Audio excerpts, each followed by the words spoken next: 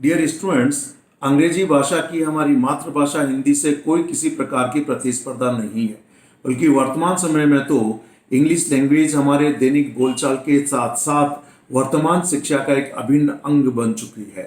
यही नहीं, लगभग सभी प्रतियोगी परीक्षाओं में भी इंग्लिश लैंग्वेज का एक बहुत ही महत्वपूर्ण प्रश्न पत्र होने लगा है। निश्चित रूप से अंग्रेजी भाषा का अच्छा ज्ञान आपको अच्छा रोजगार पाने में काफी सहायक होगा। यही नहीं, लोग तो आपकी शिक्षा के स्तर, आपका जीवन स्तर के साथ साथ आपके व्यक्तित्व का आंकलन ही अंग्रेजी भाषा के ज्ञान से करने लगे हैं। अंग्रेजी भाषा के सीखने के लिए जो प्रयास, जो प्रयत्न आप करेंगे, निश्चित रूप से वो कभी व्यर्थ नहीं जाएंगे, बल्कि आपके जीवन स्तर को बढ़ाने में, साथ में अच्छा रोजगार पाने में, समाज में अच्छी प्रतिष्ठा बनाने में इंग्लिश लैंग्वेज का अच्छा ज्ञान हमेशा आपके लिए काफ़ी सहायक साबित होगा। तो आइए, आज इंग्लिश लैंग्वेज आप कैसे इम्प्रूव कर सकते हैं, कैसे डे टू डे लाइफ में अच्छा बोल सकते हैं, कैसे आप अच्छा लिख सकते हैं, इन सभी के लिए हमारी संस्था युवा इंग्लिश इम्प्रूवमेंट कोर्स, जो कि ऑनलाइन हम लोगों ने शुरू किया है, आज इसका पहला अध्याय, ताकि आपको इसकी सारी बेसिक्स का पता चले और एक सही तरीका पता चले कि आप अंग्रेजी भाषा से कैसे लिखना बोलना सीख सकते हैं। सो डियर स्टूडेंट्स, कि जैसा कि मैंने आपको बताया कि अंग्रेजी भाषा का अच्छा ज्ञान निश्चित रूप से आपको अच्छा रोजगार पाने में काफ़ी सहायक सिद्ध होगा। और इंग्लिश लैंग्वेज सीखने के लिए पहला महत्वपूर्ण कदम है कि हमें इंग्लिश ग्रामर का अच्छा ज्ञान हो। तो सबसे पहले हम यही समझते हैं कि व्हाट इज ग्रामर। तो ग्रामर क्या है, ये जानने के लिए आपके सामने इसकी जो एक महत्वपूर्ण डेफिनेशन जो मैं सोच पाया हूँ, वो आप ध्यान दें।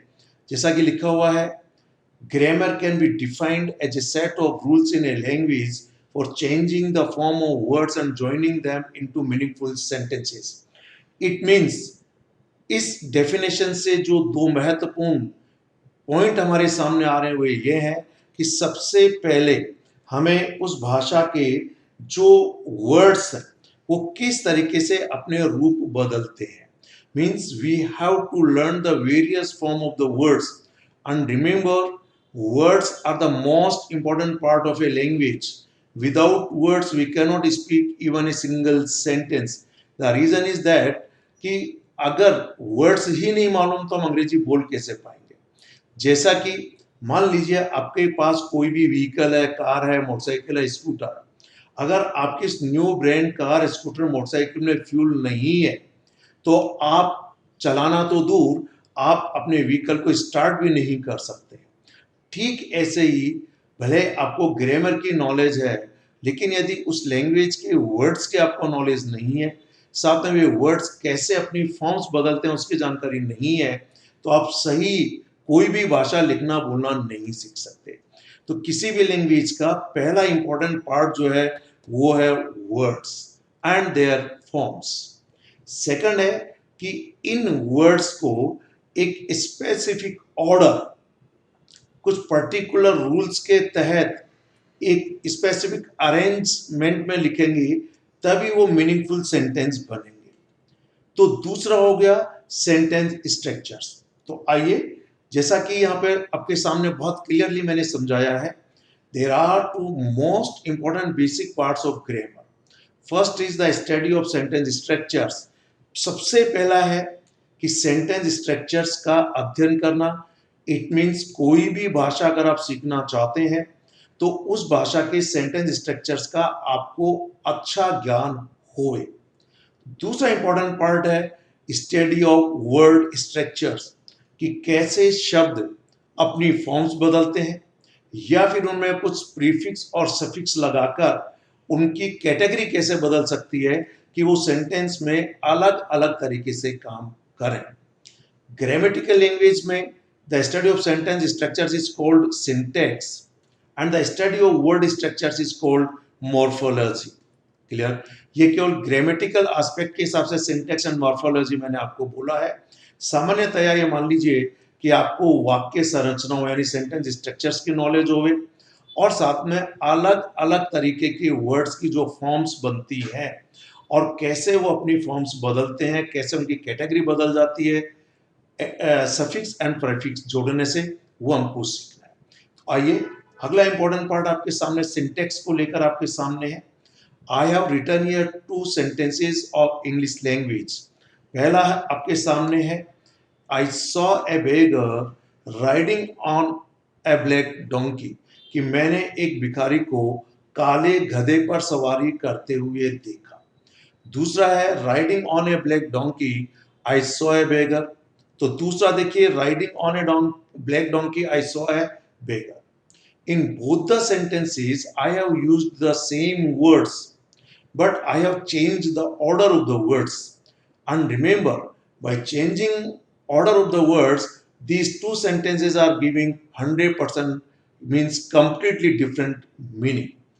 इसका तात्पर्य ये हुआ, हम शब्दों को अगर एक पर्टिकुलर कुछ स्पेसिफिक ऑर्डर में बोलेंगे या लिखेंगे तभी वे शब्द अपना पूरा अर्थ देंगे।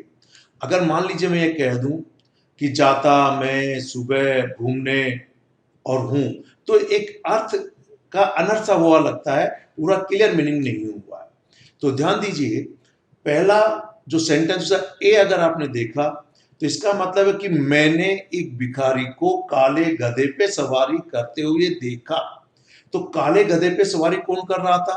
ये बेगर राइडिंग कर रहा था। और देखा किसने? मैंने देखा। Now you come to the second sentence. I have simply changed the order of the words, और वह ऑर्डर है कि riding on a black donkey I saw a beggar.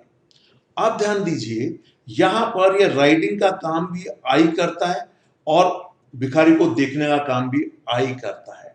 तो देखिए, इस सेंटेंस का यानी जो दो सेंटेंस मैंने लिखे, सिर्फ शब्दों का ऑर्डर चेंज कर देने से दोनों का मीनिंग 100% बदल गया। आपको यही ध्यान रखना है कि इनका ऑर्डर बदलते ही इनका मीनिंग बदल गया।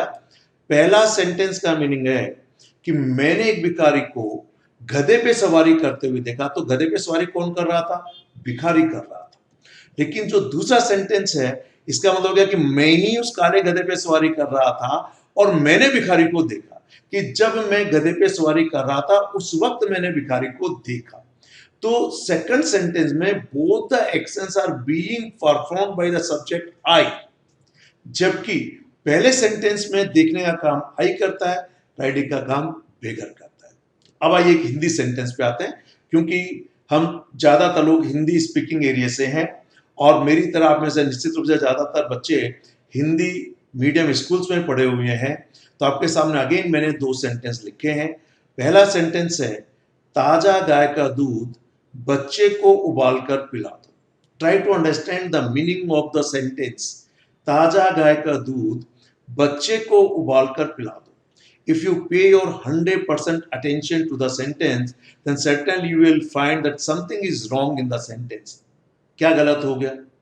ये पूरा सेंटेंस का ही अर्थ का अनर्थ हो गया, क्योंकि पहले सेंटेंस का मतलब है कि आपकी गाय ताजा होना चाहिए। फिर कहा गया कि उस ताजा गाय का दूध की बजाय बच्चे को उबालकर पिला दो। तो क्या बच्चे को उबाला जा सकता है? नहीं। पर अब दूसरा सेंटेंस देखिए, गाय का ताजा दूध उबालकर बच्चे को पिला दो। अब यहां पर क्लियर मीनिंग हुआ है कि गाय का ताजा दूध मीन्स दूध ताजा होना चाहिए गाय का, गाय ताजा नहीं है।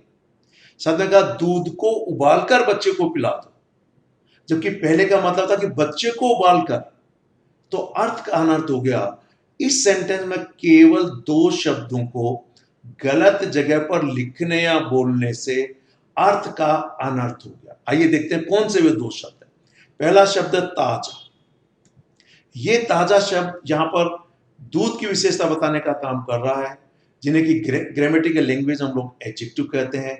इट मीन्स ये ताजा यहां पर दूध के साथ लगना चाहिए था, गाय का ताजा दूध।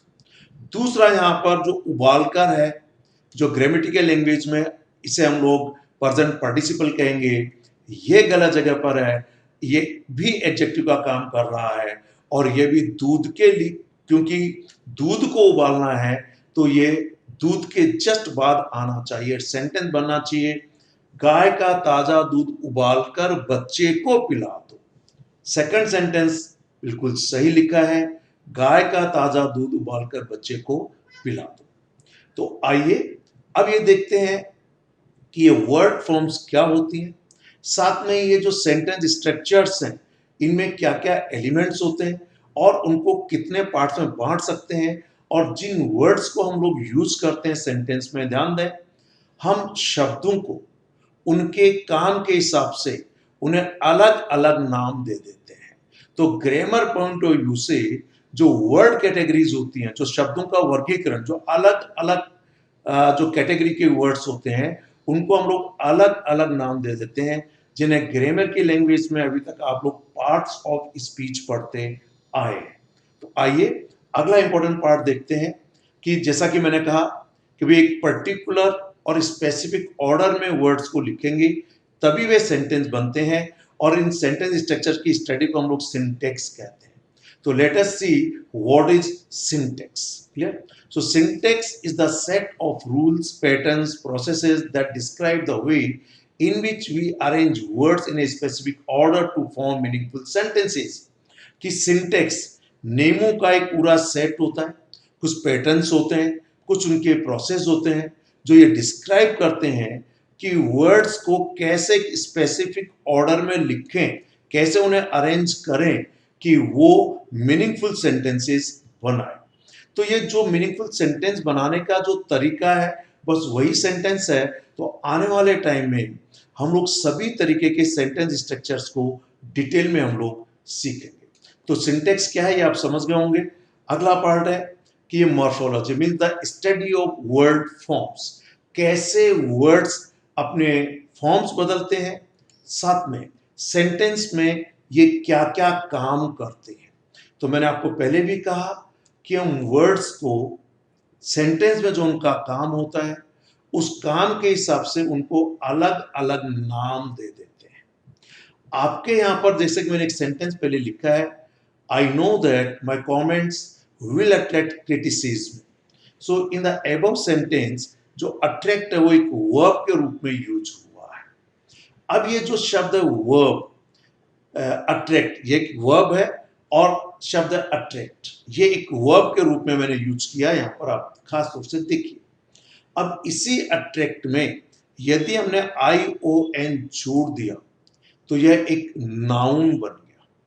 नाउन आप लोग पहले पढ़ चुके हैं कि इसकी डेफिनेशन क्या होती है, फिर भी जैसा कि हम लोग कहते हैं कि noun is the name of a person, place और थिंग, साथ में जो कॉन्सेप्ट्स हैं, जो आइडियाज हैं, यानी जो एब्स्ट्रैक्ट टर्म्स हैं, उनके लिए भी हम लोग नाउन का यूज करते हैं। तो जैसे इस अट्रैक्ट में आपने एक प्रीफिक्स जोड़ दिया ION तो यह एक नाउन बन गया। क्लियर है? इसके आगे इसी अट्रैक्ट में आपने IVE एक प्रीफिक्स जोड़ दिया तो ये एडजेक्टिव बन गया, यानी ये नाउन या प्रोनाउन की विशेषता बताने वाला शब्द बन गया। तो एक इंपॉर्टेंट कैटेगरी हो गया एडजेक्टिव।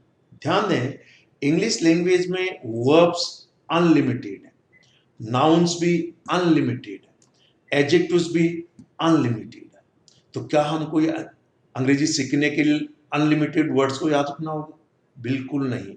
मैं आपको यहाँ पर एक Guinness book of world record का कुछ डेटा बताना चाहता हूँ कि 16 साल तक ब्रिटेन में पढ़ा लिखा एक अंग्रेज जीवन भर सामान्यतया बोलचाल में 5000 वर्ड्स का ही यूज करता है। मैंने कहा एक अंग्रेज जिनकी ये मातृभाषा है और वो भी वहां पर पढ़ा लिखा 16 साल तक, कितने वर्ड्स यूज करता है बोलचाल में? 5000 शब्द।